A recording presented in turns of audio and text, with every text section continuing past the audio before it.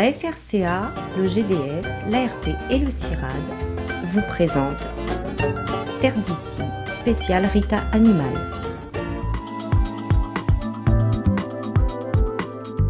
Ils ont laissé leur salle de classe pour des horizons plus verdoyants. Ce jour-là, ces étudiants en BTS Production Animale du lycée agricole de Saint-Joseph sont chez des éleveurs de la plaine des Cafres. Au programme, cours pratiques sur le terrain.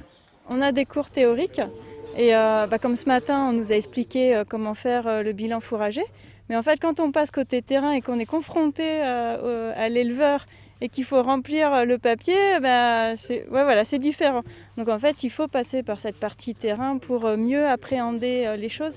Et en même temps ça leur fait quelque chose de beaucoup plus concret. Ils se rendent mieux compte en fait parce qu'ils ont vu l'éleveur avec ses explications. Et après, comme par exemple cet après-midi, on va faire le bilan. Et là, on va vraiment se rendre compte de la réalité du terrain. Partie intégrante du cursus des étudiants, cette formation découpée en 3 journées se déroule maintenant depuis 3 ans en partenariat avec l'ARP, l'Association réunionnaise de pastoralisme.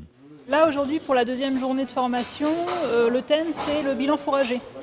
Donc on leur montre comment nous on intervient dans les élevages pour faire un bilan sur les besoins du troupeau et la production de l'exploitation. Et comment on fait le diagnostic et quels sont les retours qu'on fait derrière à l'éleveur pour définir du coup des priorités d'action pour améliorer sa gestion de ses prairies. Dans cette première partie de l'exercice, les élèves vont tout d'abord interroger l'éleveur sur ses différentes pratiques fourragères. Et au final, on arrive à bien être assez autonome au final en bottes. Parce qu'on achète, on l'a dit tout à l'heure, on achète juste 60 bottes par an. Voilà. En général, oui. C'est rare. Cette année, il craint un petit peu qu'il risque de manquer.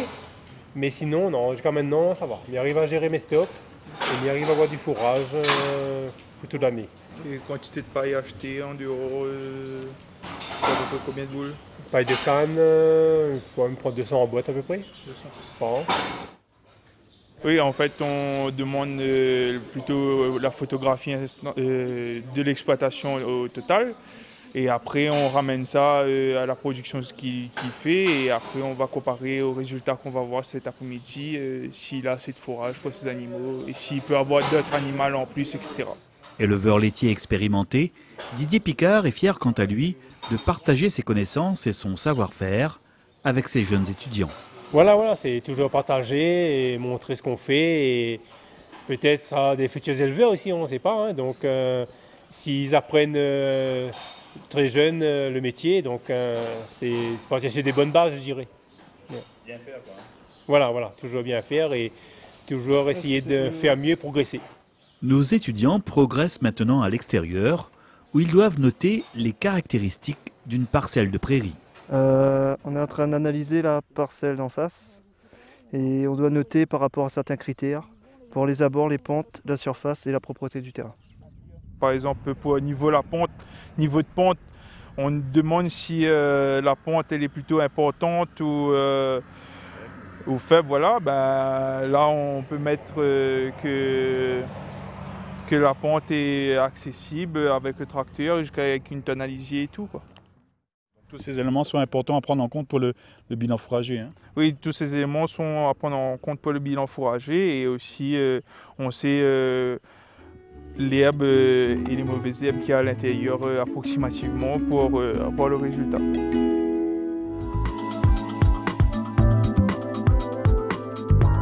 La formation des jeunes sur le terrain se poursuit par un inventaire des différentes espèces d'herbes qui poussent sur la parcelle.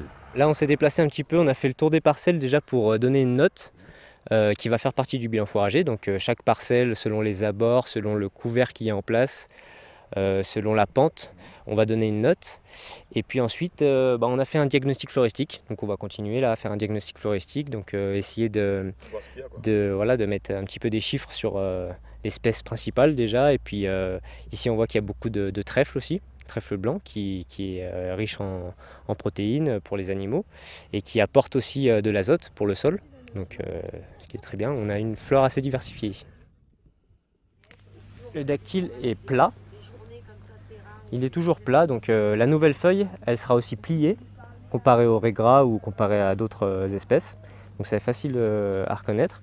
On a aussi du raies gras, on va peut-être se déplacer.